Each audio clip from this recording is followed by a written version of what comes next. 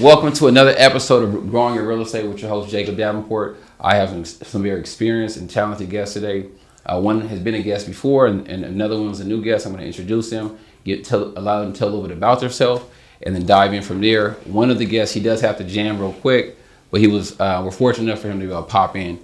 Our first guest, Keys. You go by Cash Out Keys on Instagram, correct? Cash Out Keys. Really, my Instagram handle is Cash Out Rich Kid, but on the streets they call me Cash Out Keys. My real name, as you see here, is Aquis Bryant. I'm 43 years old. I've been in real estate since I was 18. I got my license when I was 18. Right on. And Mr. Tom Hall is, and it was suspended by the time I was 19. We're going to get into 25 years ago. So this is 1999. 99. You was your first deal. Yeah, that was a good time to be doing it. So I wasn't really an investor at that point. At that point, I was. But you were learning that little upcycle. I was an agent, but I learned how to attack the deals. Because from like those first few years, the market was going up crazy. Yeah, so it was a situation where let me jump real quick. And you're another guest that has been on before, brought a lot of value. Who are you? What are you? Oh, yeah, Tom Hall. I'm the CEO of Greenleaf Capital Partners, integrated multifamily investment firm, just investing in properties over the U.S. So a lot of good stuff. I appreciate you both for coming on today. I know, Tom, you got a jam real quick. We're going to go in deep. Just as long as you can stay, you can stay. But I think the key question of why I wanted to, Tom said, hey, I have 10 minutes. I can stay with you guys as I'm headed to my next appointment. And the two of you did not know each other prior to that. You caught each other in the hallway trying to figure out which way to go. And that's just, for me, it reminds me of the power of networking. Business is business no matter what field you're in. Real estate, cooking cookies or baking cakes, right? But there's a very large value that I find in the power of networking. So if you guys will individually, maybe Tom, you go first. Can you tell me your perspective on the value of networking and how that has helped you kind of grow your career? I mean, day one, I think the number one thing to success is take every meeting, meet everyone you can, learn from them. And if there's something that's positive that can grow out of it, continue it. But if not, even if it's 5 minutes of information that went into your head, that all filters through to your future success. That's why when he said something interesting to me, and I was like, I would like to talk to him for 15 minutes. You know, at least hear what he's been doing, because it's not something that I hear every day. Right. And Keys, how about yourself? Me, I'll say the part of networking. Networking is a situation where you learn. You got to learn from everybody around you. Like me, I've been out of school for a lot of years, so I got to learn from people who I converse with. If you catch somebody doing something good, you feel me, you learn from that. If they're in the same industry and they start messing up, you got to learn from their mistakes. So you got to learn from the pros and the cons of everything around you. Yeah, I think my grandma always told me there's 3 ways you can learn. You can learn by doing, you can learn from others, and then the third one, the most popular one, you can never learn, and that's not one we ever want to associate ourselves with. The most inexpensive one is probably learning from others, and sometimes we do have to learn by doing.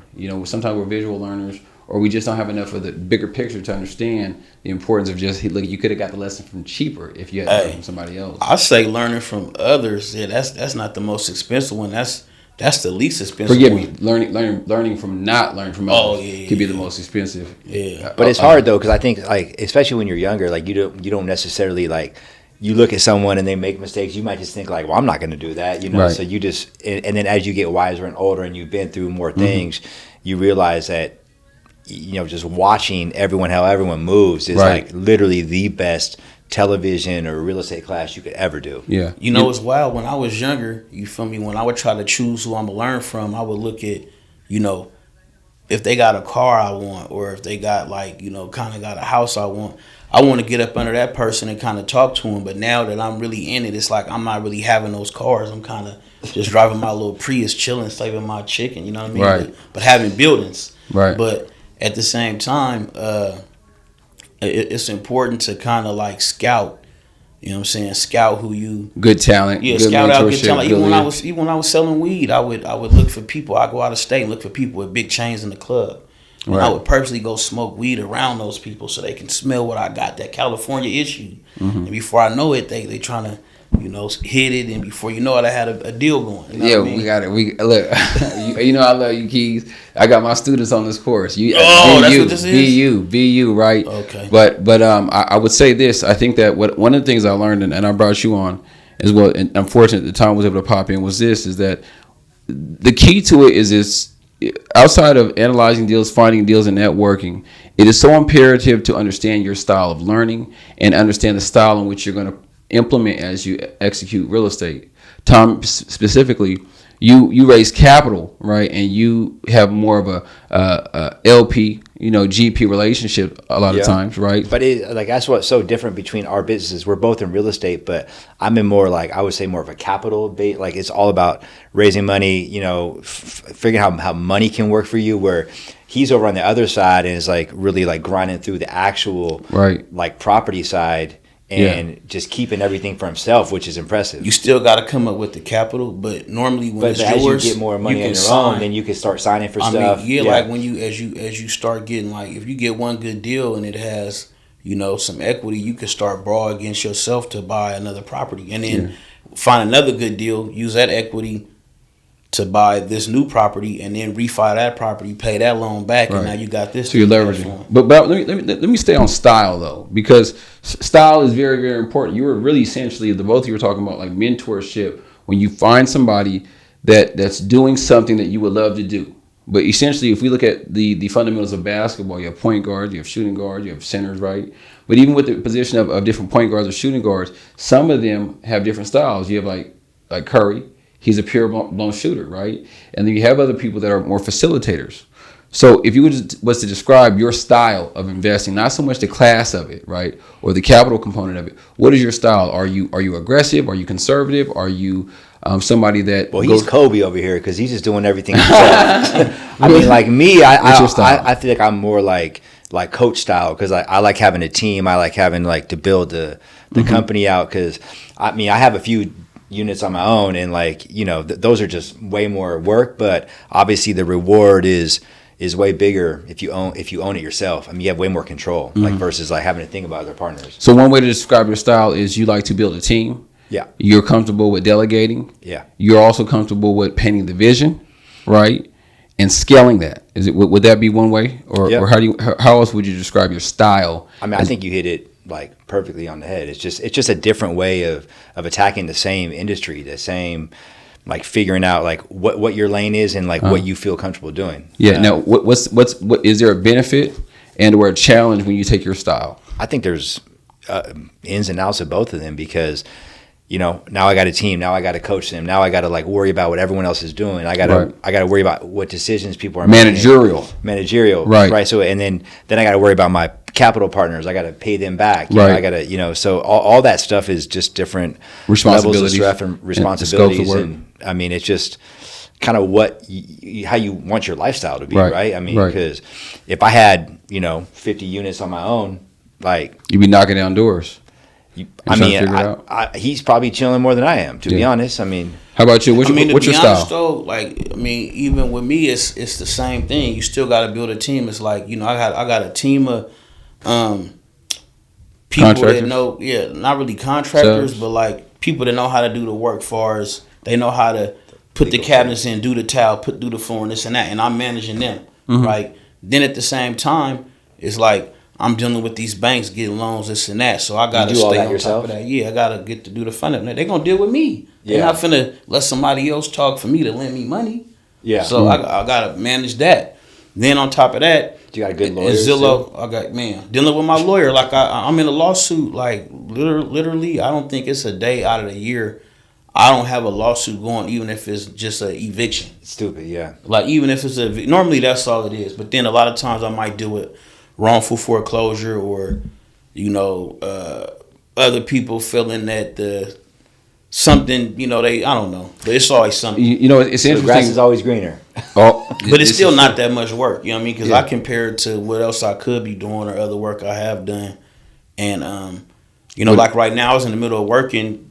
You want to do this at 1. I was able to leave and come do this. It gives you real estate is going to give you the ability to kind of create your freedom instead of punching the clock. Yeah, but with real estate, it's a lot of what's the I forgot, it's a term for it, but delayed gratification. It's a lot of the delayed gratification if you want to grow your portfolio. Like if you sell a house, get that money, go out, do it big. You'll keep staying at one house, but then if you get that money, don't go out and do it big and get And by do it cars big, and you mean I mean go out and blow the money, have Buy a fun. car, have fun, Yeah. go on vacation. Yeah, trying to do it. Well, like, let me ask you this then, because I know. Well, I know this, but I don't have to know you guys' personal story. There's been a time in your growth in real estate in which you were making a little bit of money and you weren't as fiscally responsible, or your relationship with your finances wasn't as responsible. Give me a time that you were transitioning from selling a house, flipping a house, to growing into a business person that was respecting your business. So for me, you want to go first? No, please, so yeah. For me, I would say initially what I was doing, I always been financially responsible far as saving, right? But I wasn't getting the bang for my buck. I wasn't getting the best bang for my buck.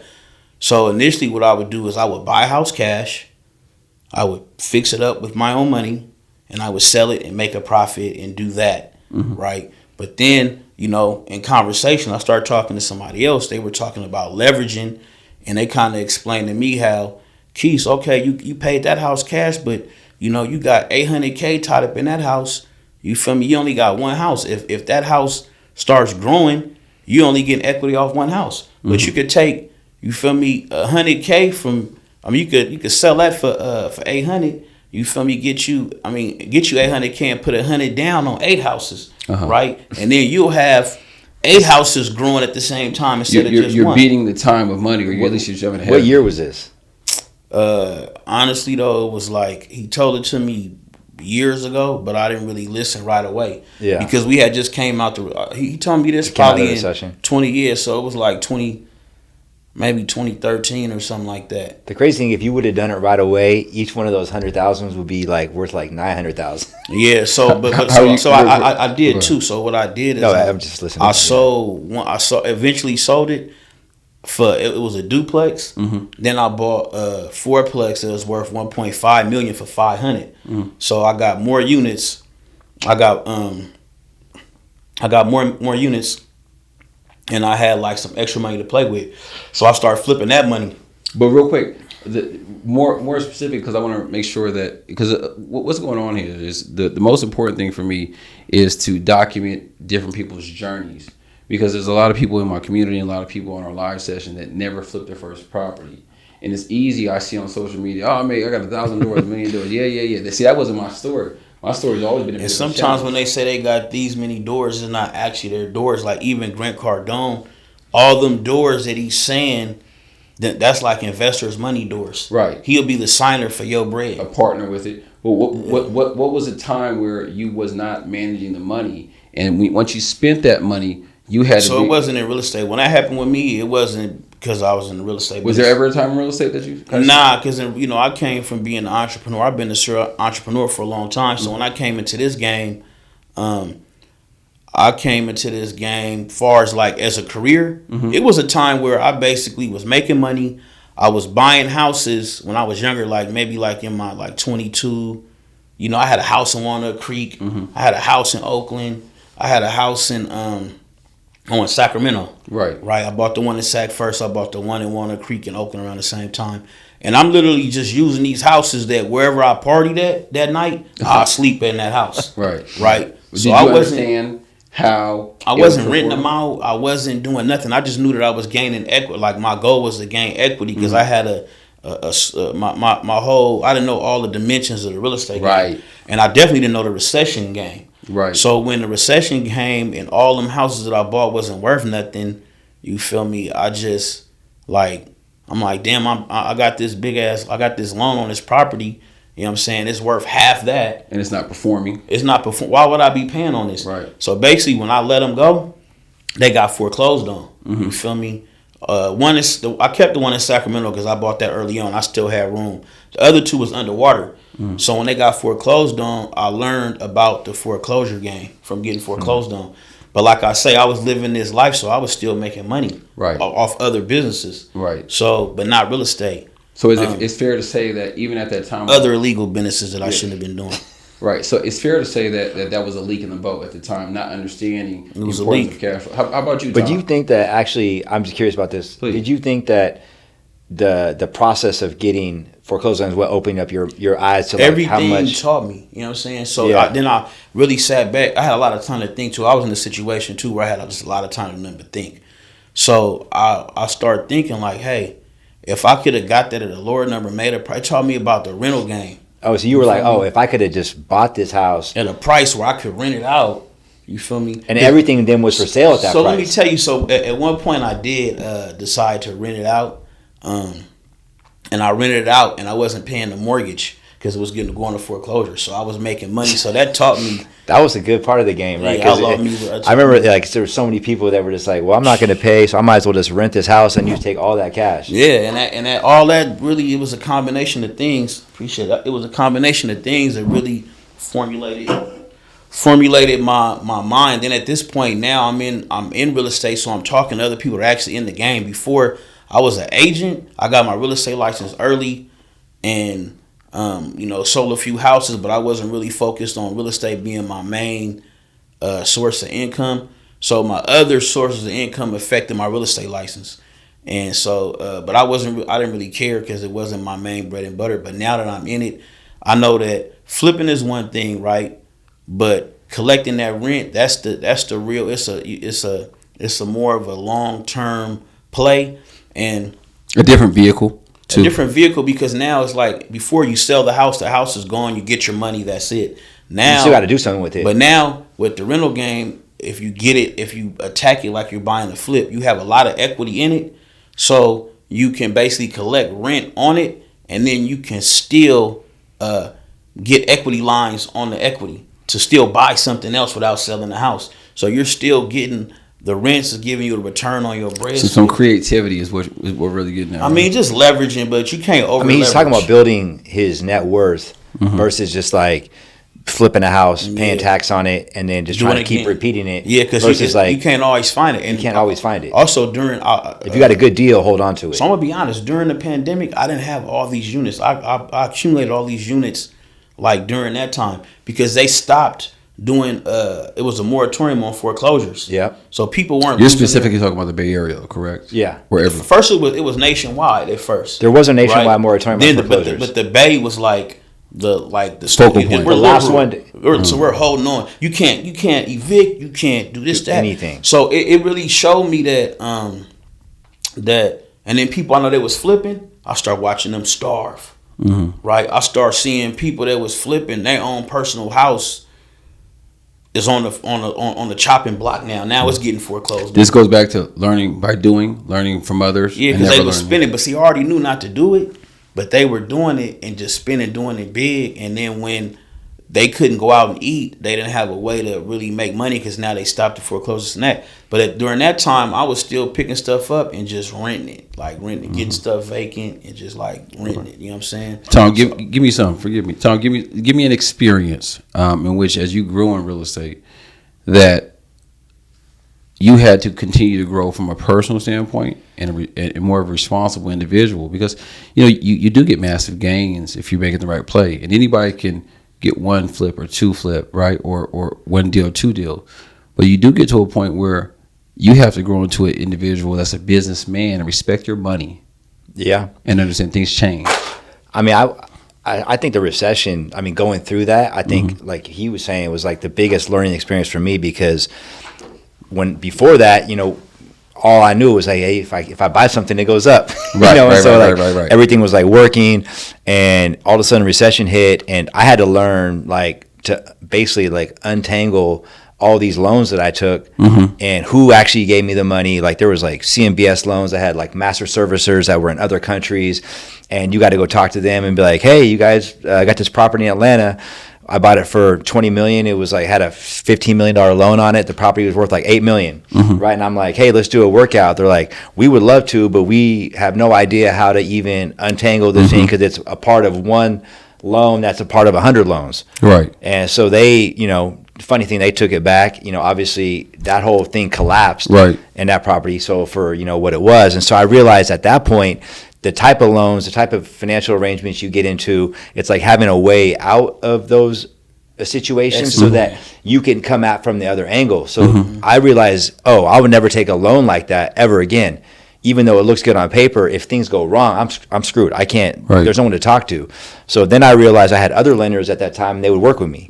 And so those lenders, I was like, I'm gonna continue to like mess with you guys, and they, as long as I was a good borrower, Right. and as long as I was like doing the right thing for the property, Right. they would like go through a workout, and Right. all those loans I worked out ended up being fine.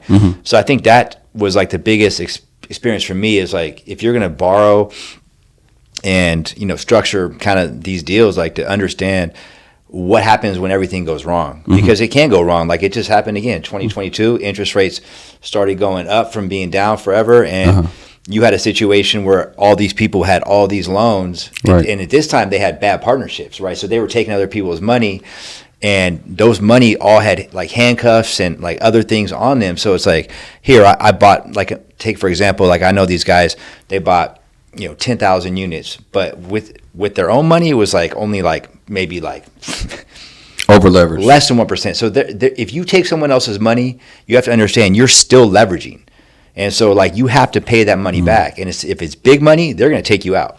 Right. And so I think that was like one thing for me is like even though I syndicate, I put a lot of my own cash in and have way more control over the decisions that are being made. So, and I learned that from the recession because I was in the wrong situation before. Yeah, what he's saying is really important. It's like you got to have an exit plan when you get into a real estate situation. Really, you want to have more than one exit plan. Yeah. Because it's kind of like things can go bad and you can be in a fire. It's almost like being in a building that's catching on fire. You need to have one escape. You need to be able to go out the window, out the door, or you'll burn. You know what I'm saying? Right. So I love that analogy. you gotta give yourself more than one. It's probably exit the plan. number one thing I think about is like if I get into any sort of property, it's like, how am I getting out of this? Like how am I going to refinance this loan? How, as a company, do I have too much debt? So you're really Is it equity to refi? Can I rent it out and cover the mortgage? Is there enough equity to sell if it starts dropping? You gotta have. if rents go down, how far can rents go down so I still can make the mortgage? How far can I go down? How far can I go down? Like all these break-even points, I always run these like. Hey, and right now, today, I don't know what's the date today. So it's September 3rd? September 3rd. 4th. Nationwide, 2024. rents are going dropping. down. So they're you gotta softening. give yourself a big cushion. Yeah, You know what I'm room. saying? You I gotta think they're give going to be going down yourself for the next 12 months too, because there's too much supply being built, and at the same time, we're going into a recession, whether they want to talk about it or not. Right. And you start seeing a recession, people are losing jobs, and then you mentioned Who's it gonna too. pay rent? Who's going to pay cent? AI taking jobs. AI doesn't pay rent. AI doesn't pay a drop. Yeah. of So rent. so there's some instability that's going on, and a lot of times if you don't network, Tom told me something before. He said and it's interesting because you've been at this 20 years.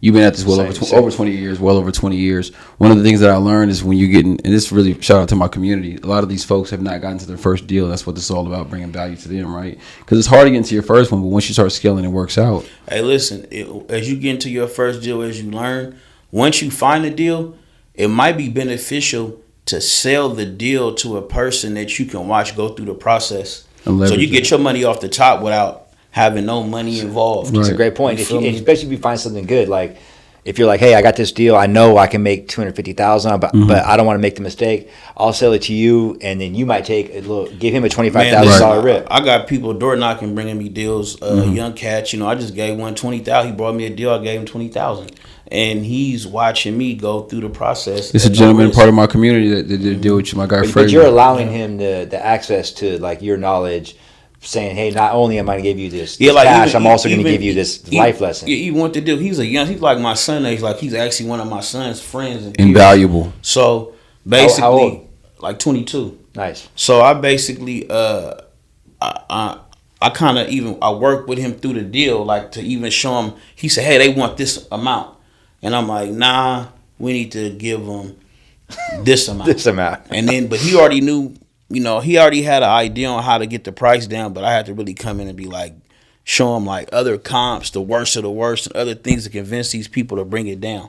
You know what I'm saying? And then also letting them know the real about their house. Your house is not, your house is not that house. the house you're looking at that you think is worth this, The your house is comparison. not in that. Yeah. In that your house. Yeah. Your house is ugly. Yeah, Tom, I know you got to jam real quick. I appreciate you, but please do me a favor. If there was one expectation you can set correctly for individuals that are getting into real estate right now, right? Trying to look for their first deal, take down their first deal. Is there an expectation? I'm sure there's many, but what expectation would you set for an individual after all the years of experience? I mean, I would say right now it's a period of big transition. I don't think we've seen everything that we had this run up in values, right, for so long, and we had this first thing that kind of changed the cycle, which was interest rates going up. And now I think we got a second thing coming, which is, the AI, shift to that, and then also a potential recession. Right. And so all those items have not made their way through the system as it relates to values. Right. And so I would just say, make sure you have a lot of room based on the current price and where you think it's going to be worth. Right. So it's if something you think is an $800,000 deal, and when you're going to sell it, you don't want to buy that for $700 right now. You want to get that for a lot of room. So if you buy it for $600, $550, then you're no matter what happens, I'm going to be good. And so I think just being more cautious about your assumptions. Conservative would be the name. Conservative would be the name. Right. And but there are times to be aggressive, right? And that's the thing you learn after 20 years. I bet you this next cycle, you're going to be all right, now it's time to go. Yeah. You're going to push. I mean, you At could the be, bottom. You could be aggressive, the bottom. but you got to be conservative with your numbers. Because you could be aggressive and get a lot of stuff, but they all got to have a lot of equity because, it's been situations where I was being aggressive with my numbers. Man, I need to make some money. Okay, this thing got 40. I'll make 40K or 30K if I buy this. So I tied my money up to make 30K. Then I didn't have the money when the situation came about where I could have made 150 or 200 for a different opportunity. You know what I'm saying? So you can't be desperate. And then really right now, if I would have purchased that, if I'd have had that same mindset now and bought something where I'm making 30 grand and then interest rates is going up, man, it ate that 30, I'd have been in the negative. You know what I'm saying? One thing about this real estate game, people lose money every day. You can make more money than you ever made fast, but you can lose even quicker. Your whole life savings and be in debt for the rest of your life just as fast or even faster. You know what I'm saying? Yeah. So, let me jump in. And I just want to double down because Tom's taking off. There's different styles of real estate investing. I'm going to get your line from him. We're going to Tom has to shake. Hey, Tom, if we want to follow you on Instagram, Tom Hall. Official Tom Hall. Okay. Thank you so much, brother. I appreciate you. I knew you were busy. It means a lot. I appreciate it. You too, man. We're going to rap, man. All right.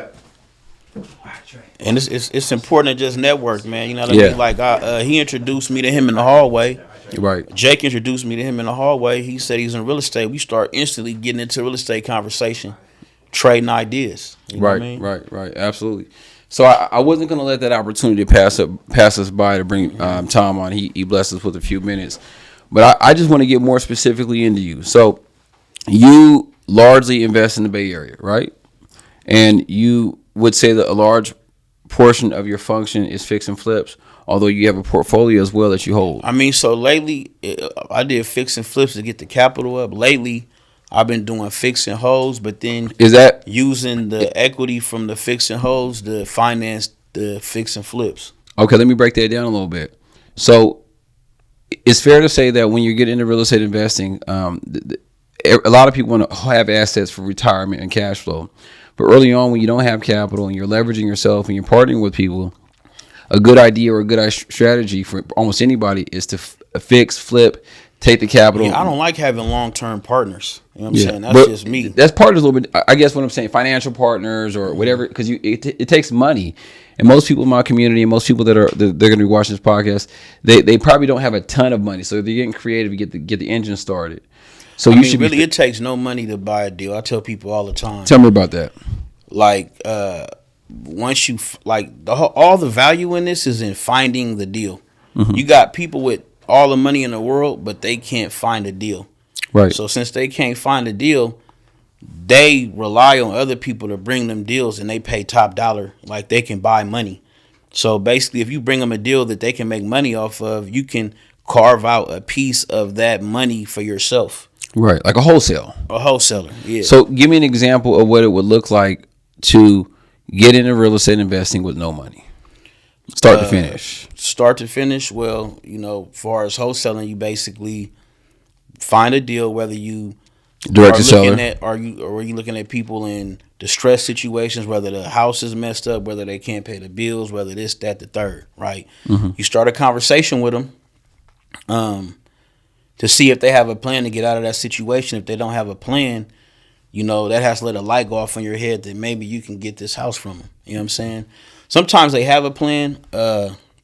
If they're in debt, far as like not paying the mortgage, A divorce. They have it sometimes too. yeah, right? divorce. So I do those too. But if it's a distress situation, right, where they're not paying their mortgage because they don't have the money to pay it. Maybe the husband's laid off. He was the only person working in the house. Now that they're behind, if their plan doesn't include paying what they owe, the bank doesn't want to hear what they have to say. Right. You know what I'm saying? So you should know when they start saying anything other than my plan is to go pay this bill, stay close to them because they're going to be in a situation where they got to sell a house, right? So you got to just build that relationship with them. Well, how do you find these people though? I find these people on websites like Bid for Assets, tells me who's not paying their property tax. Realty Track shows me who's not paying their mortgage. Probate is not really a website, but it's more so going down there and researching So the who county, died. is that the and recorder's whose office? family is. It's not the recorder's office. It's like probate court, and it tells you who's like The beneficiary. basically who's fighting. Basically, so if you don't have a will and you die, the family can't come to an agreement, the court gets involved and they force a sale. And or if they don't even force a sale, you can kind of figure out who the heirs are and bring them together to get the property too. You know what I mean? It's all kind of different angles. But back to what I was saying, you find whatever situation it is, you get it in contract. Once you get it in contract, in a purchase agreement that allows you to sell the contract or change the name on the contract. Then you have to find an investor, a real estate investor that has the capital, and let them know about the deal. Let them know how much, Values in the deal. How much values in the deal? You know what I mean? Let him. He should know his own numbers, but you can kind of guide him. But you have to know how to know the value in the deal too, so you know how much to carve out for yourself. So real quick, how important, if you're just getting started right now, how important is it to get very good at analyzing deals? That's the industry. You need to know how to. You need to know how to basically see how much the property is worth. Not even, I don't look at how much it'll be worth when it's fixed up. I look at how much money the property is worth as is, because when I buy it, I'm buying it based on as is. I want as is value. Like if I purchase a property, if I purchase a property on Monday morning, I need to be able to, without touching it, sell it Monday night For a profit. after paying real estate commissions, transfer tax, escrow fees, and still have a profit. Yeah, so it's at a discount. And so what you're trying to do is you're using your hard work, because you said we can do this without any money. I use the situation that the property's in. I use a distressed situation to get the property at a discount. Right. To add to that, when looking at a property, we're saying invest in no money. If you're not going to invest any money, you are going to have to invest in time. You got to invest time. You know what I mean? You got to invest time. And every deal that you try to take down, you're not going to get. And you have to be willing to get a whole lot of no's or go into deals that didn't work out with the understanding that. That's like with anything. I mean, if you're just trying to get girls' phone numbers going out, or if you're a girl trying to get at some guys and get some phone numbers, every guy ain't going to say, well, more guys will probably say yeah than the girl saying no. But every girl ain't going to say yeah when you ask for the number. But it's a game of numbers, man. You talk to 100, you might get 30, 40, 50 numbers. Yeah. You know what I'm saying? My number was never 30. Back in my day, it was like 15. It depends on the level. It depends on the level of girls. Okay. It all depends, but it's not that hard. You know what I'm saying? You just gotta have good conversation, but it's a game of numbers. Yeah. You know what I'm saying? I might go to a house, Jake, right? I might go knock on the door. They might tell me no, right? You might go to the same house saying the same thing, that I'm saying, and they might tell you, because they like you, something about you, something about the way you look. She probably feel charisma, that, the information. Yeah, she probably right? feel that Timing. She could probably guide you up to her bedroom too. You know what I'm saying? Easy. Let me ask you this, because I've had a lot of different people on my podcast, and I always go back. I'm really studying different styles right now of real estate investors, and there seems to be this general avatar of people that invest in real estate. And I happen to have known you, for some years, and you're from Vallejo, and I have a lot of family from Vallejo. Yeah, I know. Yeah, a lot of your family. Yeah, you know what I'm saying? I saw you in Vegas a couple years ago when I was at a real estate event. Exactly. One of the things that I admire about you most is that real estate investing again has this avatar of people that can get into it. Normally, their family comes from money, or their family comes from education, real estate that can pour that into you. And in connecting with you on social and just hearing a lot about you, you have started from the bottom and got into real estate, and you did it your way, right? You're self-taught, you got to self-educated. do it the way that it's done, but I did have my own little angles and little different things. But Tell me about that. I mean, one thing I could say is that I watched some movie. I can't remember if it was Pimps Up, Hoes Down in one of the movies, but one of them dudes on there said conversation rules the nation. You know what I'm saying? So what I took from that is, man, with the right conversation, you can get people to. Hey, can you hand me that water? Please, forgive me. See, with the right conversation, I can get him to hand me this water. You know what I'm saying? So you could get people to do stuff with a deal or do X, Y, and Z. I really don't want to watch. Okay, no, that was a good example. But with the right conversation, you could get people to do what you're trying to get them to do. You know what I'm saying? If they kind of want to do it, you know what I'm saying? Right. You can't get everybody to do everything, but the right conversation, they get up there, they give a speech, and whoever gives the speech that touches your heart, you vote them into president of the country. You know what I mean? So, but your journey in real estate investing, was your parents into real estate investing? No. Nope, they weren't. But so really with me, my journey, what really got me interested in real estate, a real close family friend, one of my older cousins, best friend's little brother, Ramasio, at the time he was doing loans. This is like 1998. How old were you? I was like 17 in 1998. Okay. So he's doing loans, but I know he's doing loans, and I didn't think nothing of it. I'm going to school. But boom, he pops up with this Range Rover on rims.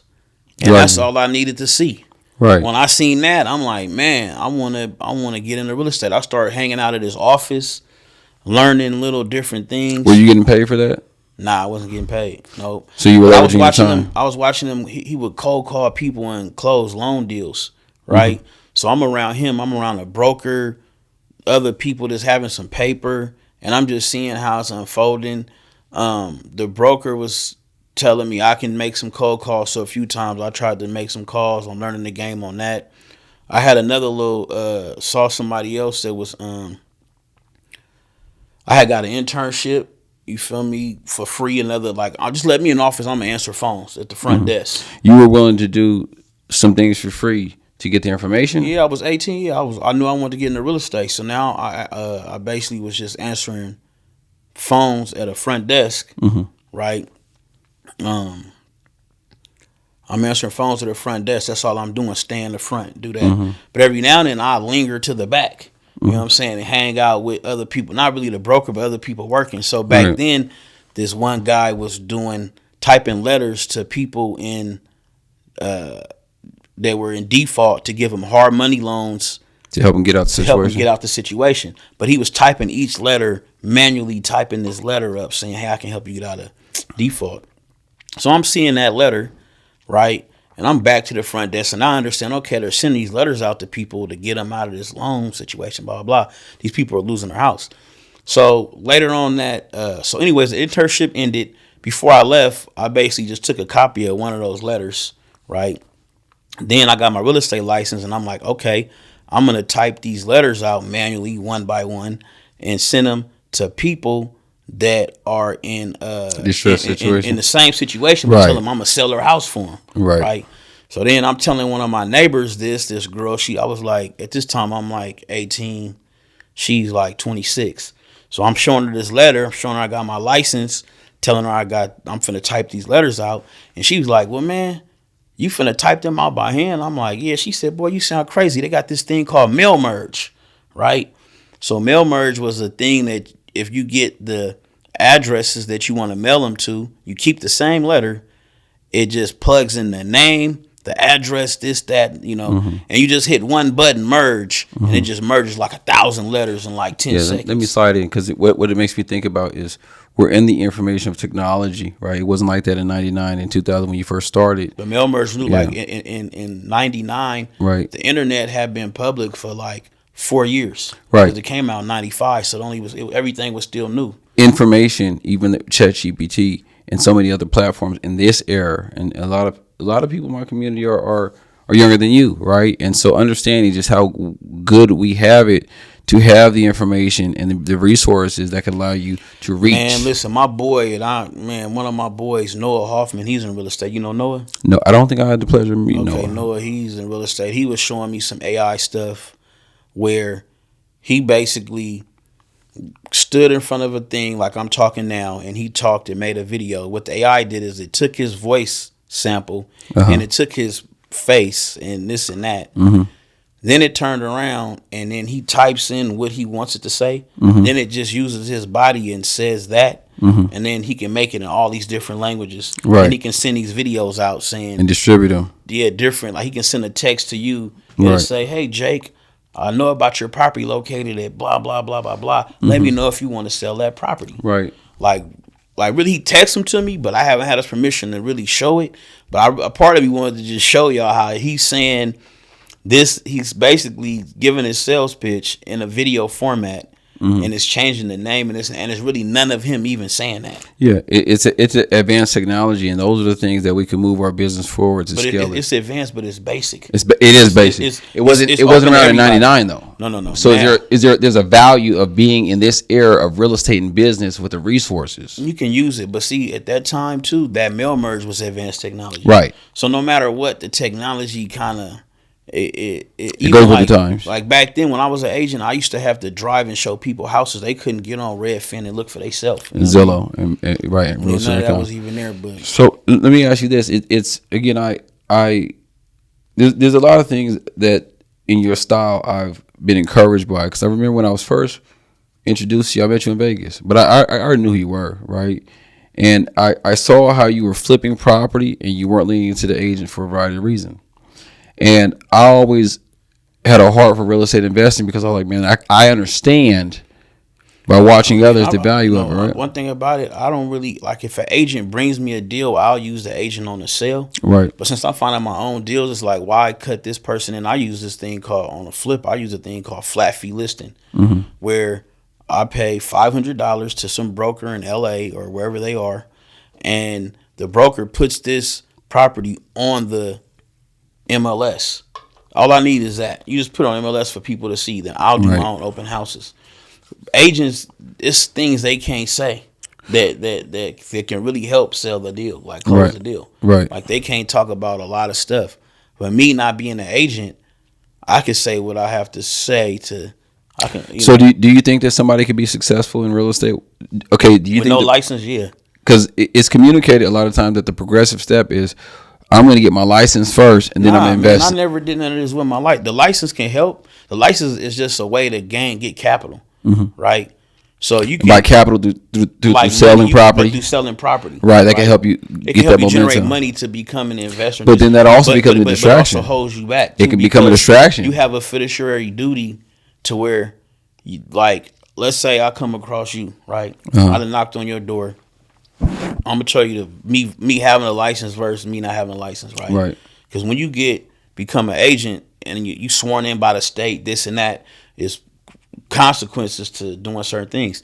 I knock on your door. I'm talking to you. You want to sell your house, right? I ask you how much you want. You tell me, man, I want to walk away with $300,000. I look at the comps. I see the house is worth $600,000. Me not having a license, I can be like, oh, you want 300,000?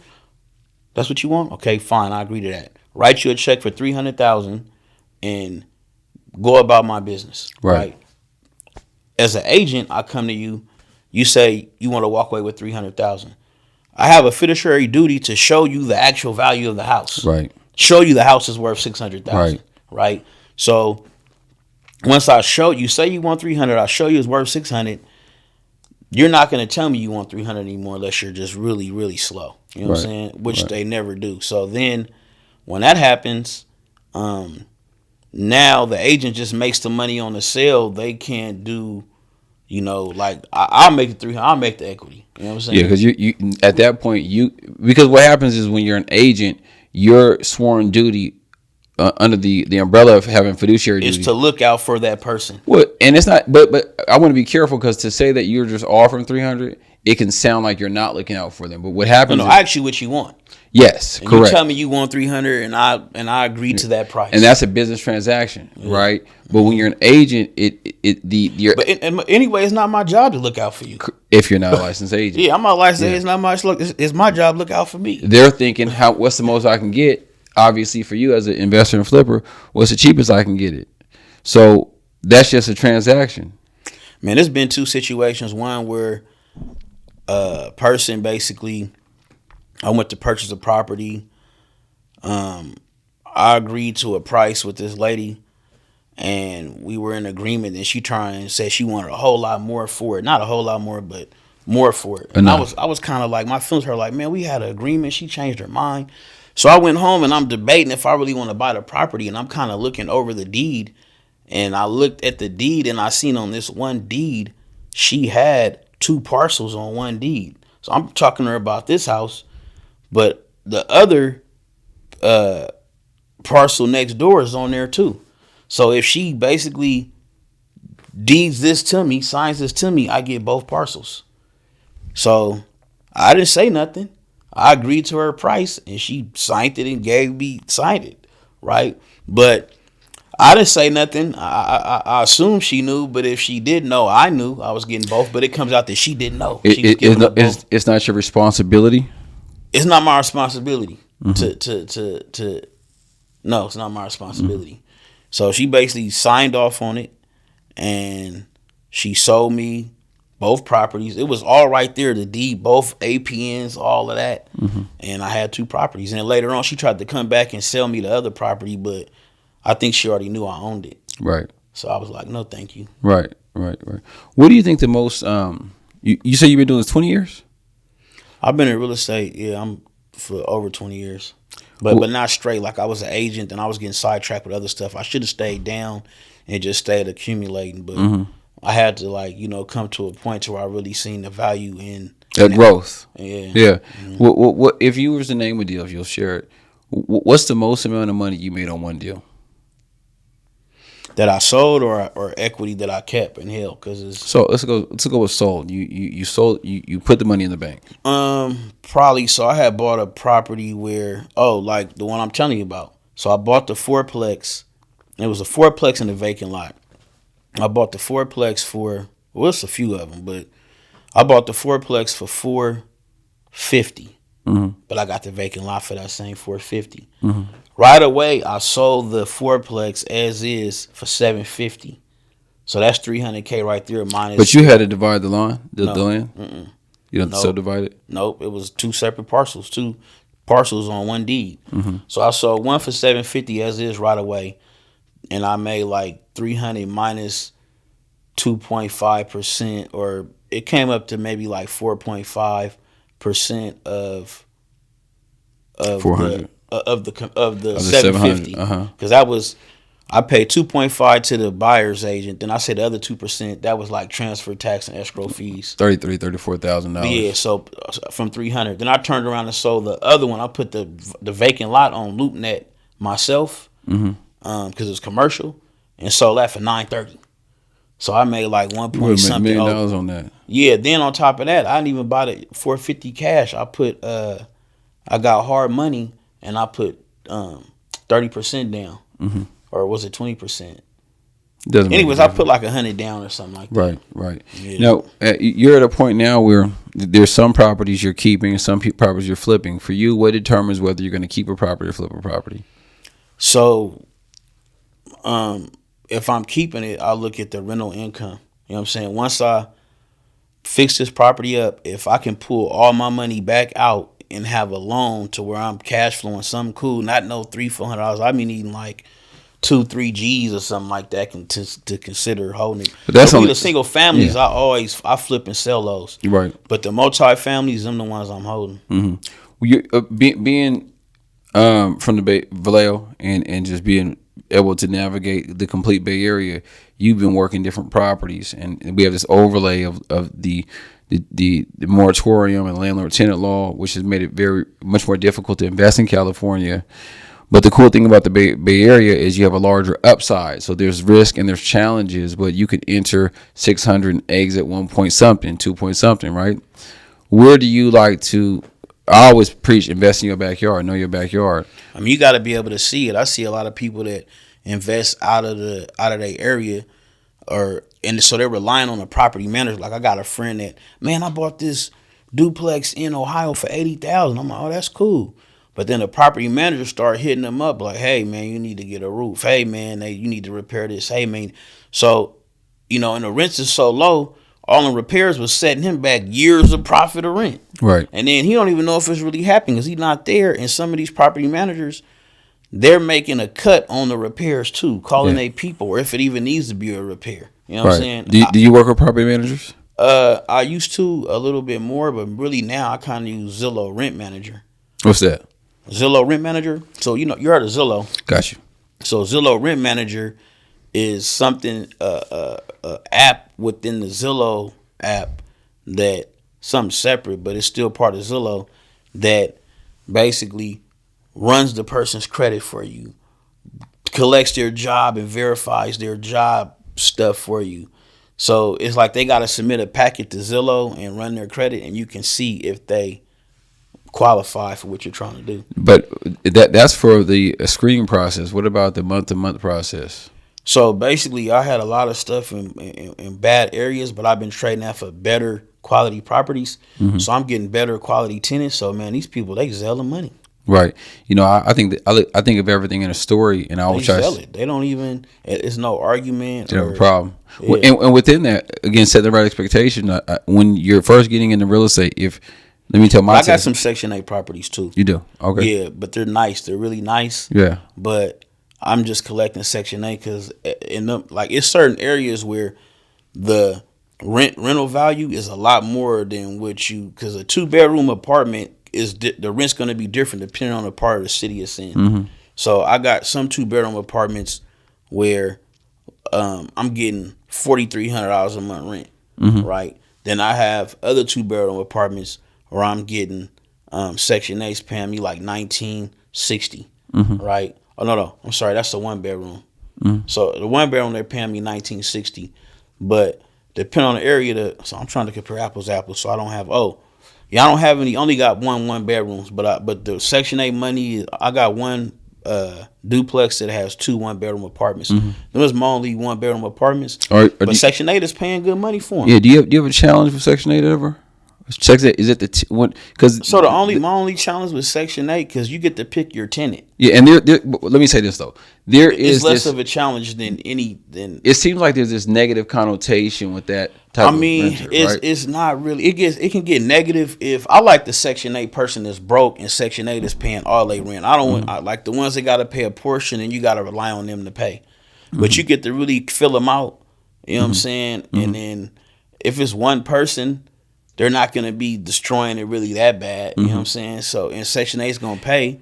And also, you have tenants, but you have tenants that don't have that they don't benefit or they're not applicants of the Section 8 program, but they'll tear your property up and they won't pay. So just because they will. That's why just because somebody don't say it comes down. You have to fill the person out. It's about the person. And it's still a gamble. You know what I'm saying? But you got to fill them out. And just because it's on Section 8, I mean, that's a plus because that's a for sure check, especially if you're going to get around what the rental market is. So what are my only hassle with Section 8 is I didn't get the deposit.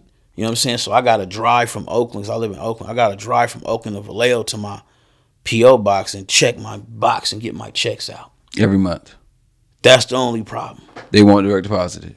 They can, but I haven't even set it up. But they will do it. Right. Man, they will do it. And I probably should do it, but I'm like, man, I'll just get the check. Yeah. Yeah. So where do you see yourself now? I mean, you've grown in real estate. You made it through the 2008 crisis, right? Where I consider myself a student. You know what I'm saying? Because like unforeseen stuff has been happening that never happened before. Like what? The pandemic. Interest rates going to a historic low and going back up. Different policies coming about, different presidents, it's always evolution. You know what I'm saying? So tell me this story though. There's because I do know you, and that's why I go back to styles of real estate. One thing I do know is you are heavily involved and aware of, more specifically, the local political decisions in the Bay Area that affect landlord-tenant law, right? And I saw this video of you saying that that the mayor was putting a cherry on the top. You know what video I'm talking about? Tell me about that. That was a situation where the mayor of Emeryville, his name is John Bowders or something like that. So you own a property in Emeryville? I own a property in Emeryville. By law, I can go up a story, right? To build, make it higher. The neighbors didn't want me to make it higher, right? So, how'd you know you could do that? Because I went into the building department and talked to them and was seeing what I could do. Right. And they were saying, "Oh yeah, you can do this. You could do it." Right. So okay. So now I start to do it, but in order to do it, you have to still let the neighbors know and let the neighbors give their feedback. You have to post something. You have to mail it. You got to post something. You got to mail stuff. Let them know what you're gonna do, and they have a chance to come in and speak on it. Even though they can't change it, they really start holding it up for a long time. But I'm like, all right, no big deal. But the mayor, he wasn't the mayor at that time. He was the city manager. He was on the planning commission. So he basically knew he was going to get into politics. So he was basically working with these working with these neighbors, because it's a little city, to like give them what they want, or at least peer to give them what they want. So you get the vote. He can't. So boom, he did that. They voted him in mayor, and then it came to a point to where after I went through all that and got everything approved, I hired a licensed contractor. He made an error and tore down a wall that he was supposed to leave up, that triggered one of the neighbors to call in, stop work order. Now the building has to be new construction instead of your building. My building. Okay. So the the mayor now, he's back on stage around his constituents, and the people that voted him in. So he has a chance to give me a really big fine. So he gave me the first time that they gave this. He gave me like a $69,000 fine. What's the fine for again? The fine is for illegal demolition, because the contractor did it. But since I'm the owner, I'm responsible for paying. Owner builder. No. The contractor did it. A licensed contractor did it. But I'm just the owner. And so the owner has to pay the fines of whatever, because you own the building. So he took it upon himself to tell me and tell his people the reason why he's giving me this fine. First they had to vote on it, right? But before they vote on giving me the fine, he said, yeah, he evicted some people around Christmas time. He did this and that. So he basically slandered my name, then told them to vote. So was anybody evicted around Christmas time? No, they weren't evicted. So I brought the paperwork in showing that all the people that moved out of the building, I actually gave them 6 months free rent before in exchange for them moving. Or I was going to pay. Either you can take the money, or you can take 6 months free rent. Right. So some took the money, some took the 6 months free rent. Nobody was evicted. So he just said that based on what somebody told him. Him being the mayor and having the city attorney, he could have looked it up. So I had to come up there and bust his bubble. I said he was slandering me by saying I evicted people. But forgive me, let me put it in context. So what happened is you had to meet in front of the city council. I had a meeting in front of the city council. Right. And the meeting was, you requested it or they requested it? I requested this meeting because I was trying to get this fine reduced and basically expose his lies. Right. Because he basically said some stuff without me, like on Zoom, without me getting a chance to speak again, and said some slander, some negative stuff about me, and then asked them to vote if they should fine me or not. But after you making me the Grinch that stole Christmas, it's gonna be easy to just say, you know what, this guy should have this fine. You know what I'm saying? So I had to go back on record and request a meeting to basically bring all the evidence showing that I never evicted. Yeah, some of the you're suggesting that the claims of kicking people out, because it sounds like I wasn't there, but it sounds like that you was projected to be somebody that put somebody out the day of Christmas in the rain, threw their bags out, and in lieu of painting that picture, people were able to vote in favor of you being the Grinch. Or they were able to vote if I pay this, if they give me the $69,000 fine or not, and they chose to. But it's not a big deal because that fine is all a part of the money that's going to come from the contractor's insurance. Like, he's going to have to pay this fine. But I was just really wanting to expose his games. You know what I'm saying? Right. So what are some, because this is not just about buying and sell. This is the navigation of the journey of real estate with planning permits. What were some of the takeaways you learned from it? I learned that, one thing I learned is, if you can do it, you can do it. It might take some time, but you can't let them stop you. You might have to have deeper pockets. And also the biggest thing I learned from this is, because I had this building for a while, it's been vacant for a while, is sometimes it's better to just fix it up real quick and start getting your money instead of trying to build the Taj Mahal.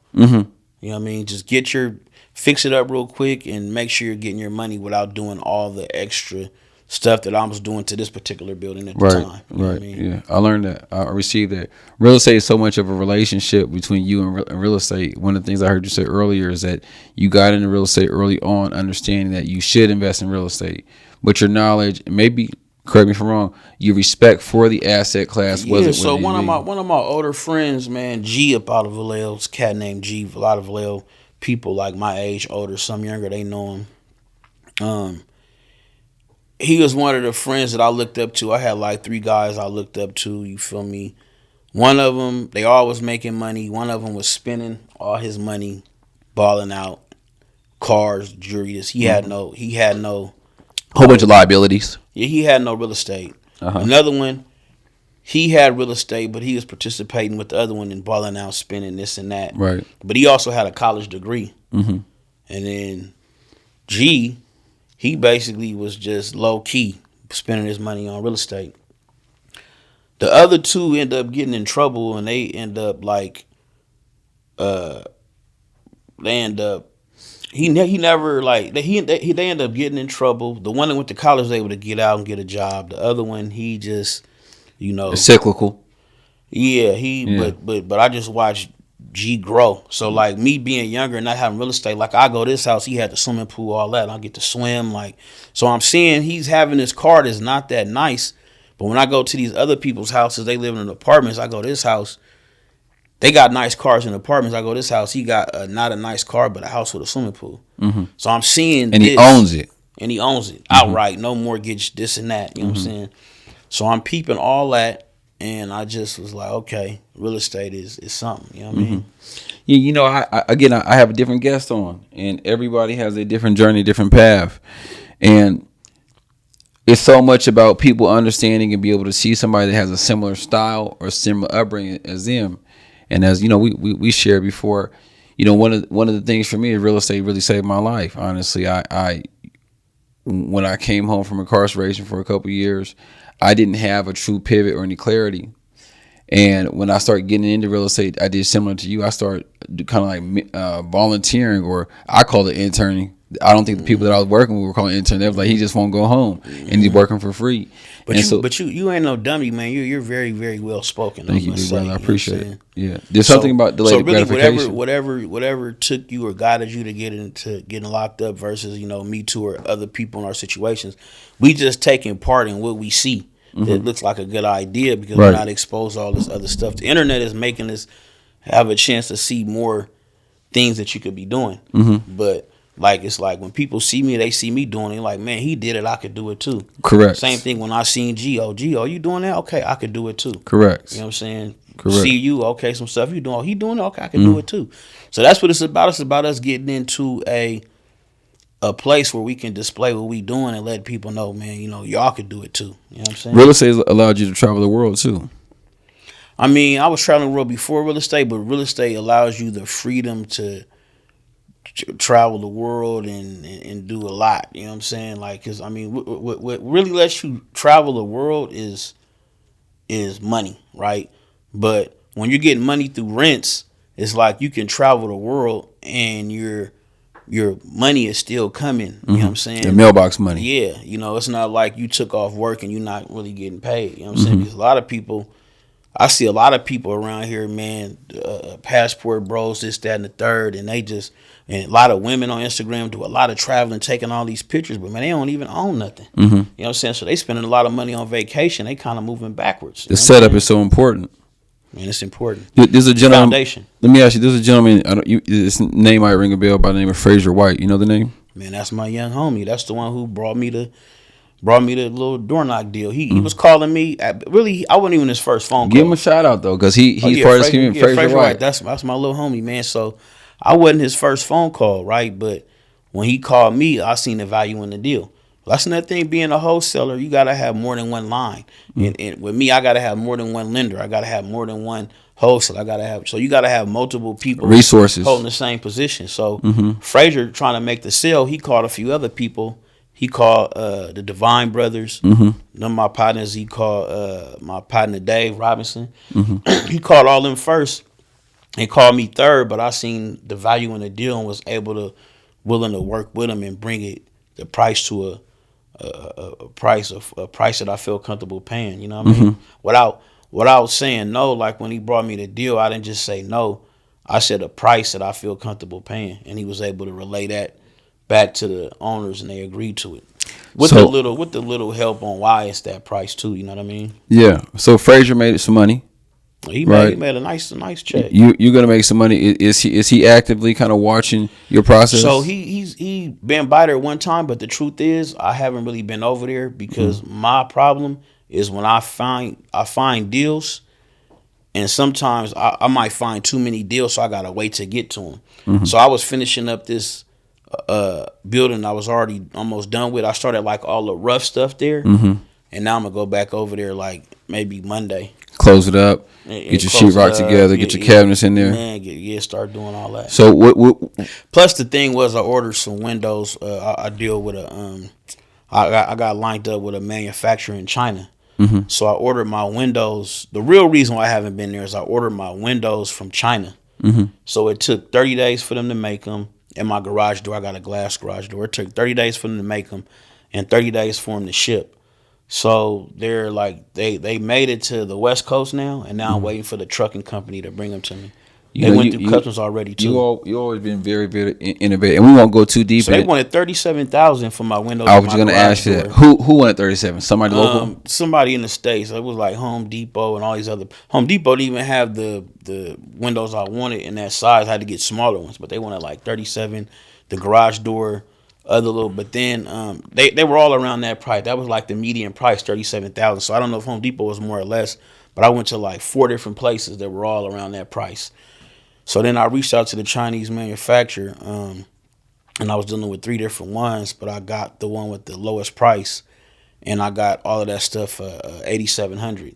$8,700. Also, I bought a French door for another property. They wanted, for the style of French door that I got, it was like 9 feet tall, like this and that. That's an 80% discount.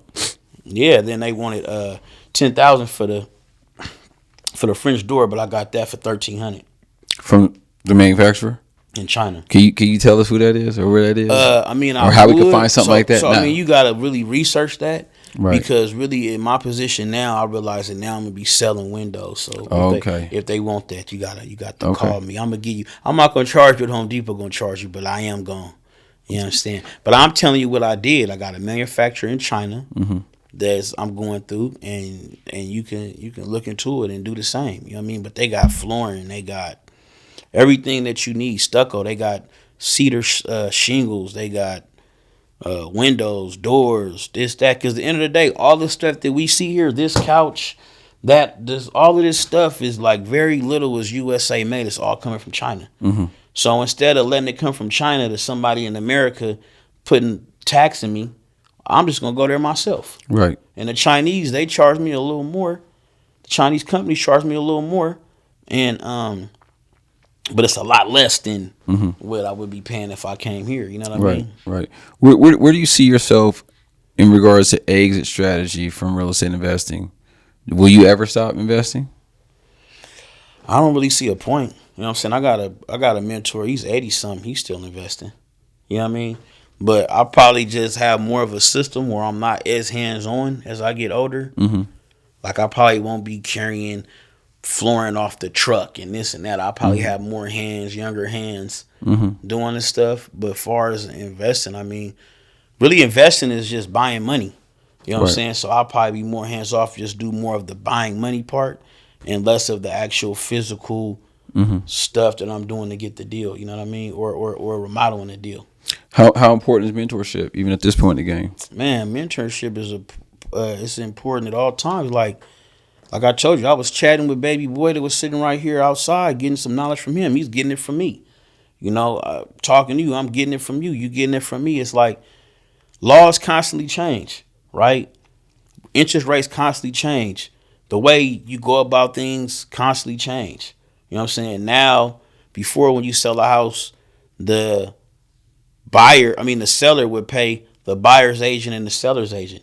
Now you only have to pay the seller's agent. You know what I'm saying? So now it's like things are always changing. So you get the information from talking to other people. And then you get how they're attacking the change too. Ideas on how to attack the change. So if I talk to you about a change that's going on and I talk to somebody else about a change that's going on and I talk to another person, so now I got 3 ideas, right? I can analyze and see which one I think is the best and add my own sauce to it. Right. You feel me? And have like a killer plan. You know what I'm saying? But it's mentorship is in this game is like you gotta have it. You know what I'm saying? I don't care. I think Donald Trump got a real estate mentor. If not that, he has. And the mentor doesn't have to come as like some older person. It could be your peers. Just somebody you talking to about the game. I mean, I got people older than me mentoring me, younger than me mentoring me. But the fact that I'm willing to learn, that's what makes me sharp. And that's what keeps me sharp, knowing that I got to constantly learn. Like even doctors, once a year, they got to go take a class. Even having a driver's license, you know what I'm saying? You got to go back and take the written test to make sure you still know your stuff every so often. You know what I mean? So no matter what it is, like even, you know, you're going to have to, the world evolves, so you're going to have to sharpen your tool again. You know what I mean? Like back when I was on a phone, you feel me? I was just punching in numbers. No, I was doing this at first. The rolling. You wasn't on no rotary phone. Yeah, I was on a rotary phone. Then it got to me punching numbers. Then it got the cell phone. I had to learn how to work the cell phone. The brick. Yeah. Then know how to Motorola flip. You know what I'm saying? Then I had to learn how to work a site. It's like it's constantly evolving, so you got to constantly learn. Yeah. As Instagram changes his format, you got to learn how to delete. Like you got to constantly learn no matter what. The second you feel that you don't have to learn and you can stop learning, just hang it up. Just hang it up. Even teachers got to learn from somebody. You know what I'm saying? What are your thoughts on delayed gratification? I feel it's important. You know what I'm saying? It's like you don't want to, it's like a stepping stone. So this is step 1. This is step 2. This is step 3. This is step 4. So capital can help you get from 1 step to 2 to 3 to 4. So if you don't want to, first of all, delayed gratification means like waiting to do something. Like when you got some money, either you can take that money and go buy a car, or you can save it, put some more money to it, and buy you an apartment building. That's what delayed gratification is like. Delaying the gratification, delaying the what you want for a better outcome. So it's important because like if you keep getting money and you know your goal is to create generational wealth, and you're getting your hands on some money, but every time you get it, you're spending it. You'll never have the money to invest to do step 1 or save to get to step 2. So you be on step 1. It's people out there that I know that make way more money than me. right? But I got more money than them. What does that mean? They make more, Uh-huh. right? But it's going out on just them doing just ignorant stuff, right? I'm making less money than them, but I have more money than them because I'm saving mine, doing different stuff with mine. And it's people that have more money than me and made more than me, but now, man, they so far behind. I lapped them so much. They so far behind me that they're going to have to get it together. You know what I'm saying? I got friends that have been in the pen for 10 years, got out, did a year of delayed gratification, and they done lap people that been on the streets for 10 years. Right. You know what I'm saying? So is because when I look at delayed gratification, you're postponing what you want for a later time. And Gary Vee has this in one of his books. He talks about something called the jab, jab, jab, right hook. And so everything you do, you might jab. When you and I are connecting, I hit you one time, I hit you two times, I hit you third time, fourth time, and the fifth time I hit you with the right hook. It was like, man, look, what time you want me there? What you want me to do? What do you need? What do you? I mean, the truth is, if you just based on our relationship, if you would have set a date beforehand, I'll give an example. I could. Oh, I try to show up for my people. So I'm just giving an example of what. But again, a lot of time, you don't do a whole lot of podcasts. I know that too, right? So I mean, I try, like, because sometimes I try, like, really, if I was to get on all the people that want me on the podcast, I wouldn't be doing no house flipping. I would just be on these people's podcasts every day. You know what I'm saying? I wouldn't be picking like so many people ask me, so I'll try not to. I ain't gonna say I can't do them all. You know what I'm saying? But like certain ones, you know what I'm saying, I can get it on my schedule and we can figure it out. You know what I'm saying? We appreciate you. Yeah. What do you think makes you different in different areas? Most people that are doing business together and flipping, they pretty much know each other. You friends of the Divine Brothers, Fraser White and many other people in your area. What makes your style different than others? I really don't know exactly what everybody is doing. You know what I'm saying? But I mean, my style. I mean, I'm using the Burr method. You know what I'm saying? I mean, I'm using the regular methods to get them. I think my style different. My style might be.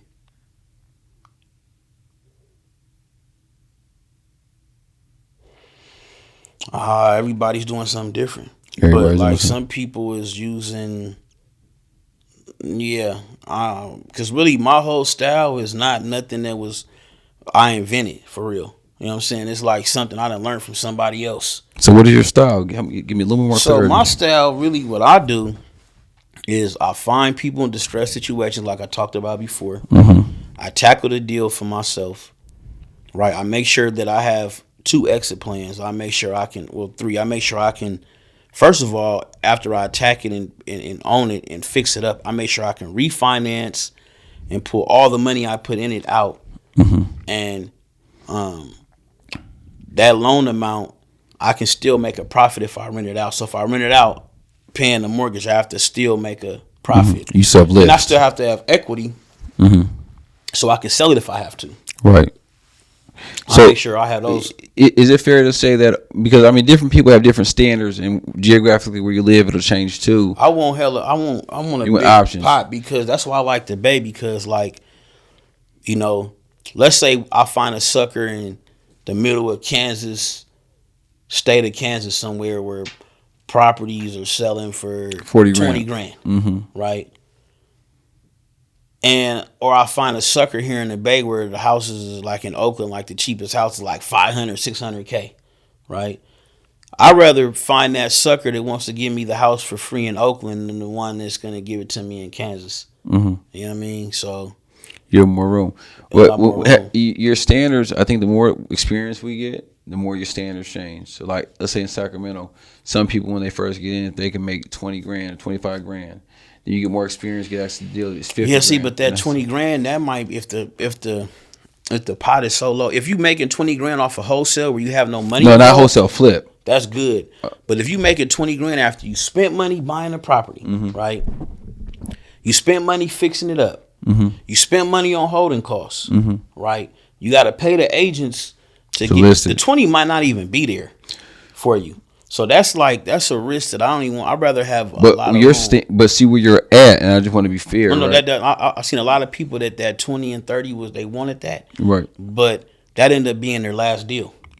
First and last. First and last. Grand opening, But grand closing. do your standards? Do you think your standards have changed as you've grown into real estate? Have access to more capital? Yeah, but Because now, you probably won't touch anything that's but see, 50. now, I've been really lucky because it's times where when I'm trying to get that 30 grand, if the interest rates would have went up on me when I was trying to get that 30, I would have lost it. Right. You know what I'm saying? You're So really, fortunate. it was luck. Like when you're going for the little smaller numbers in the Bay Area, where it's like high purchase price, little profit, it's a chance you can like Lose it all.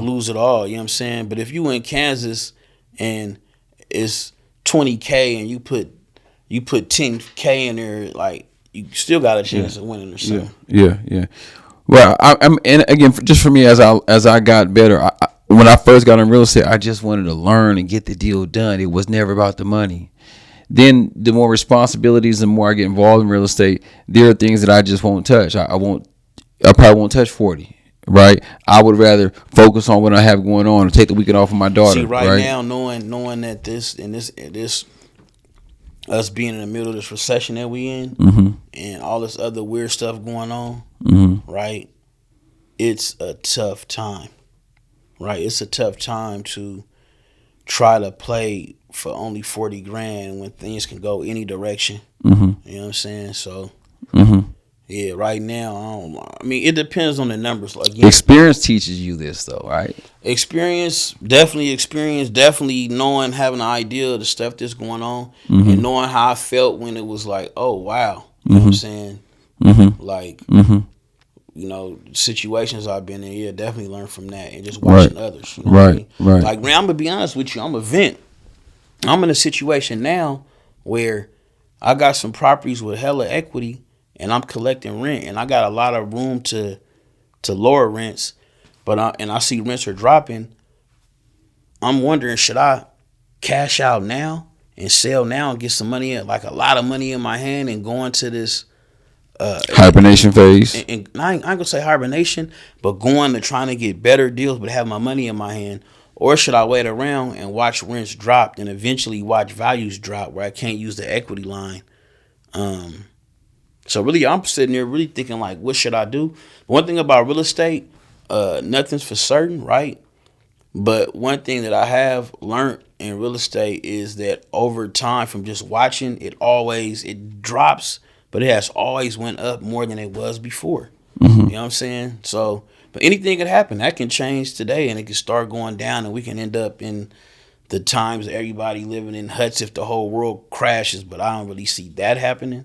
It won't matter anyways because the currency won't mean anything. Yeah, so at that time, but definitely. But you still need a place to shelter. But from what I've been seeing since, you know, back when people was living in caves, you know what I'm saying? It started living in caves to going up and down and up and up and up and up. So it seems like it's gonna go up. So I think it's a safe asset, safe investment. Yeah, if the numbers line up, you know what I mean? Appreciate you.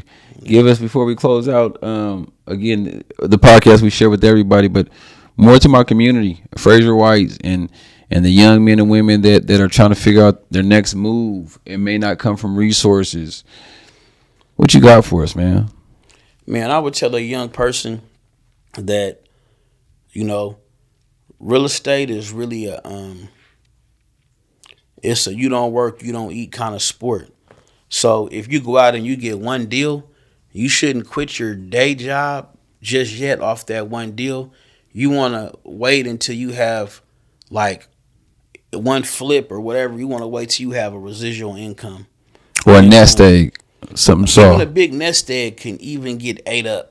So I wouldn't even depend on a nest egg, because once you got that nest egg, I don't watch people have to eat their egg. And I say that they get a lump sum of money, they quit their job, they can't get another deal. So now they have to start living off their nest egg to where their nest egg is nothing. You know what I'm saying? So I would say I would try to, before you quit your job, I would keep hustling with this, and then I would try to get some residual income off of real estate. You know what I mean? It depends on if you really going hard in the paint and you making heck of money off flips, and you can take that gamble. That's one thing. You know what I mean? Because like me, I don't work, But if you just getting started, you don't want to just quit your job off one. Off one deal. Yeah. Agree. There was a guy on my TikTok. He's a multifamily something is his name, and I was saying in the video that you're not going to get rich off one deal, and he comes. And I wouldn't give him that much credit or attention because he's not that important. But it was very disheartening for me because he said, off one deal I made $2.5 million, right? And great, right? But statistically, realistically, when you get into real estate investing, that one deal, 3 deals, or 4 deals, that's not going to retire you. If he made 2.5 off one deal, that's good, but that means he's playing with a lot of big startup deals. Capital. So even if I don't know where the capital is, but if he's doing those kind of deals, he has to invest that kind of money. So he can invest that kind of money on the next deal, and it might be tied up for a while, and it's like he gonna wish he had a job, maybe. You know what I mean? Yeah, so because that drip slows down. It's a drought. 2.5 is a lot of money, but it's not a lot of money when you're buying $3 million houses, because then you got to come up with another $500K. It all depends. It's levels to this. You know what I mean? If you got perspective. If you got 2.5 million, but then you buying a $10,000 house in Detroit, then yeah, that's a lot. But in California, good luck. Like 2.5 houses. Yeah, good luck, buddy. Yeah. Good luck. Well, I appreciate you for coming out. I appreciate you for dropping the jewels. Man, we look forward to having you some more. Any way we can bring you value, I appreciate you directing a lot of information to the community as we continue to grow. Any last words you might have? Thanks for having me. You know what I'm saying? Okay, we do have a Q&A. Forgive me. That was my apologies. We do have a Q&A. So please hang tight. All right, Q&A. Let's do it. Leonard, Zach, Natalia, Crystal, you guys in here? If you are, turn your cameras on for me real quick. We're going to get into some Q&A. We'll give them a couple seconds. All right, Zach, the man, you got a question for us? I got a pretty simple question. That's nothing. I was trying to think of a little bit more of an in-depth question, but off the top of my head, I couldn't think of one. I'm curious, what was one experience you had in real estate that taught you like the toughest lesson? That I'm assuming that in real estate you kind of got to have a little bit of like a thick skin, kind of, because there's some tough people out there in the industry. So what's one of the things that you learned in real estate that kind of helps you form that tough skin? I mean, it's been a lot of situations like that. You know what I'm saying? Everybody's not gonna do what you want them to do. You know what I mean?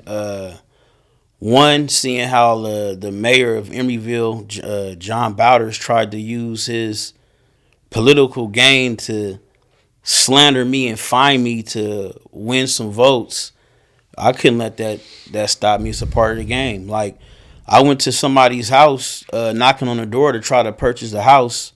That person pulled a shotgun on me, told me to get off their porch, and I left the house, and I went and bought the house from the auction. I didn't let that stop me. I went to another house. And after I bought his house at the auction, I came back to his house to talk some shit to talk some mess. And I kicked in the back door of my house because nobody was answering the door, and he had killed himself in the house. But I didn't let that stop me. You gotta have tough skin. I mean, you can't let that stop you in the world, really. Like, you gotta keep going. You can't be the kind of person that gets discouraged because of X, Y, and Z and won't go. You know what I'm saying? Won't do things. You know what I mean? Mm-hmm. Any more? Ask another question if I'd answer that one for you. But it's been situations, but No, that answers it perfectly. Because you're gonna run into situations where you're gonna get a whole lot of, excuse my language, but you're gonna get a whole lot of fuck yous right at the door, slam your face in the door, all kinds of stuff like you were saying. Yeah, it's a game of numbers. It's a game of numbers, man. Like I tell my mail. Yeah, so, like I tell my male guys getting in the game, I said it's like talking to women, man. You'll talk to 100 girls, maybe 10 will give you their number. 100 nice looking finest models, maybe 10 will give you their number, and you might get to sleep with 1 or 2. But hey, You know what I mean? And it's the same thing with the door knocking. You talk to a lot of people, you start making warm leads, and you might get, you know, 1, 2, or 3 that really, you know what I mean, pay you. You know what I mean? The deals that go through.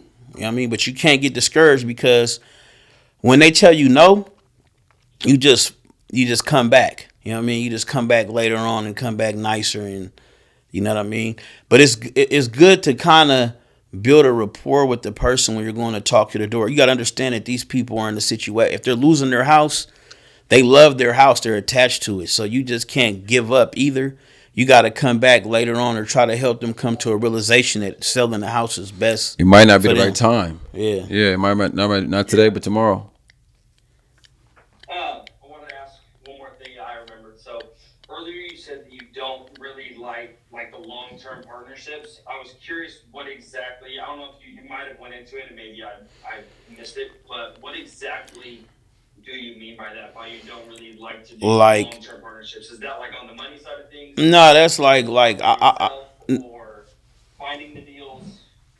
No. So a long-term partnership to me, I'll do a partnership. Well, hey, we put our money on this house. We remodel the house.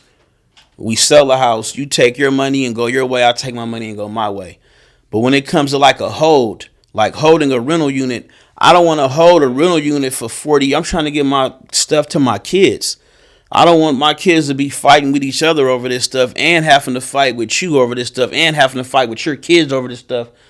I just want to take my stuff and just let my kids have a fight over my stuff instead of everybody else involved with it. You know what I mean? And then I like having control. I might be in a situation where I want to leverage and get a line of credit on my stuff. I might want to sell my stuff.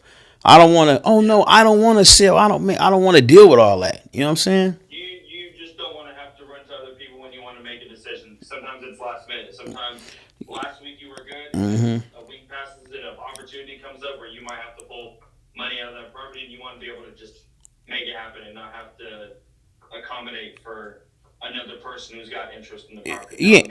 Yeah. And if I had a little bit of money, I'd rather than tie my money up for something I can't have full control over, if any control or no control, I'd rather let's flip this and let's see how we work together. Because sometimes even in a flip, you'll see that you don't want to be dealing with a person a long time. You know what I mean? Like, people been in boyfriend and girlfriend relationships and realize they don't even like each other after a year or two. You know what I mean? Let alone being stuck with some money involved. So I'd rather do a short-term flip, grow my capital. I go my way. Here's your capital. You go your way, and do it like that. That's my theory. You know what I'm saying? Because I didn't have business relations with people, and I'm just looking at the clock like I can't wait till this is over. You know what I mean? No, yeah, that makes perfect sense. I was just curious. I wanted to hear you kind of elaborate a little on that. So thank you.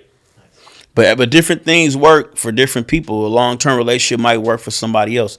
It doesn't work for me. Yeah.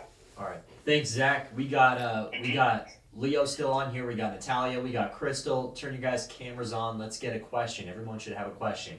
Leo, looks like you're up next. Let's hear it. Thank you. Hey, you had mentioned, Keith, that you were looking maybe to go from some of the not so great neighborhoods to upgrading to better neighborhoods. What's your strategy for that? Would you do like a 1031 exchange, or just flat out sell it and buy something? Or what would you do? It depends on the property, but if it's a property I really don't want and I need that capital right now, so I don't really like selling something until I got something else lined up. So it's like I get it in contract and give myself ample time to sell that and then buy it. I don't like to just sell it, hold the money in my hand, and then wait around and hopefully I can find something. You know what I mean? But what I've been doing though is basically finding stuff, selling other stuff, closing on that, and just kind of moving over to like the better areas of cities. You know what I mean?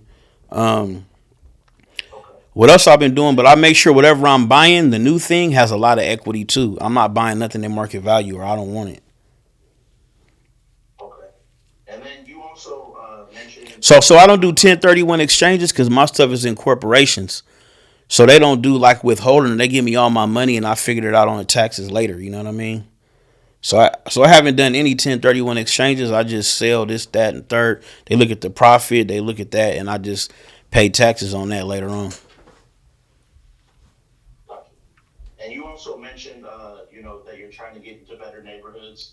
What about some other things that come across your inbox, like that you're passing up? What do you usually do with those deals? I mean, like when I'm holding stuff, I try to get in better neighborhoods, but like flipping, if it's money to be made, I'll make it. You know what I'm saying? I don't care really where it's at. What if it's a deal that comes by that has meat on the bone, but you don't want to buy it? Do you pitch that to other people looking to invest? Yeah, I do. I try to see if I can make some money off of it. If I can't, then I just link the two people up, do somebody a favor. You know what I mean? Hopefully some good will come out of it for me later. But yeah, I don't. If it's meat on the bone, there's money to be made. I'm gonna try to make it. Sell a deal, get in there. It might be two wholesalers, you know what I mean, or whatever the case may be. Yeah, I was asking that because all of us in this group were all hungry to try to find deals. So that's why I was asking, how do we find out about some of those ones that you maybe are passing up or that maybe you want to wholesale? So I'm gonna be honest though, I've been lazy hustling, man. I haven't really been aggressive. Like when I got money sitting, like I'm looking at some money, then I'm aggressively looking. But when I don't really have actual cash and I got just equity, I kind of look, and as they come by, then I make a move. But when I have the actual cash, it's like I'm on a frenzy knocking on doors trying to like spend that money. You know what I mean? But I ain't been really doing what I should do. I should be a lot richer, but I've been playing. I ain't gonna lie. What when you say you could be richer, what could you be doing differently to be richer? What time is it right now? Is it 3 3? Oh. All right, well, normally I door knock around 5, but I could be doing some research, preparing a list instead of being on this podcast. I could be getting active. You know what I'm saying? Like working. I could be working instead of bullshitting. You know what I'm saying? I was kind of working, playing contractor earlier, but I came out here the other day. I don't know. I just haven't really, I'm still moving because I got projects going, but since I'm kind of like got a lot of stuff going, I haven't really been taking on more stuff. But nobody's really bought me no really good deals that I like. Because when I see them, I buy them. I mean, like I say, I helped my one of my good friends. I found the house for him for $850. It's worth like 1.3. I just got the email today saying he got it. So they gonna send him the deed. He paid cash for it. I knew he had the money, but I knew he wasn't really gonna make a move. So I had to, and this is like it's like pretty much like my brother, you know what I'm saying? So I was like, I just did it on GP. You know what I'm saying? We're gonna keep it moving. We got a question from Natalia on this. We got about 3 more minutes, so let's try to make these quick. All right. Natalia said, "What's the number one thing you have to keep in mind when you're looking for your very first deal?" The one thing you have to keep in mind is that you have to look at the value, look at how much it's going to cost. I mean, really, just look at look at the value of the property as is, and look at how much you're buying it for as is, and make sure you can make the profit you want after paying real estate commissions and transfer tax, so you can sell it right away without doing nothing. So you're not talking about touching it, improving it, and the comps of other properties in the neighborhood as they're looking nice. You're saying if you can you have to look. You have to. That's all a plus. Mm-hmm. But when you buy a property, you can't buy a property based on what it can be 10 years from now. Yeah. You need to buy it based on what it is right now today. That's a very different strategy than I see most people taking it, but I like it. Nah, because when you add to it, it becomes, you can add to it, but that's how you make sure you don't lose. Right. You could turn anything into the Taj Mahal. Right. But no, you got to buy it for what it's worth. You making money off what it's worth. Yeah. Walk in. Who else we got? All right, Crystal, we got about 1 minute left, so feel free to ask your question. We'll get it done. Hi, I just have a quick question. So, when you began in the investment realm, what was one or two of your biggest challenges, and how did you overcome that? What would be your best advice to someone that's barely starting in this game? So I got the property that I knew how to do that. That was kind of easy, but what I didn't have was a crew. So what I did is I looked around and I found people doing work on houses, and I walked in and seen what they were doing, and I collected their numbers and created my own crew. So getting a house is kind of easy. Finding a crew to fix it up is a whole nother monster. So you got to know how to go look at people you see working and get their information. If they work for a company, they can do side jobs, this and that. Right on. Well, thank you all. Brother, thank you so much for coming out. Deal Mastery 101, I appreciate you. You know, where can we find you online? Cash Out Rich Kid. Cash Out Rich Kid on Instagram. If you got deals, bring them to him. Let's see if you guys can make some partnerships. It's another episode of Growing in Real Estate. Keys, I appreciate you coming out. I appreciate you for dropping jewels. I hope you come out again. It's all good, man. Yeah, Thanks for having me, man. It's a nice appreciate little you. setup, man. I only got a little bit of drink. For sure. Keep grinding. We'll see y'all soon. Deal Master 101. Thank you all for joining. I'll see you soon. Let's rock.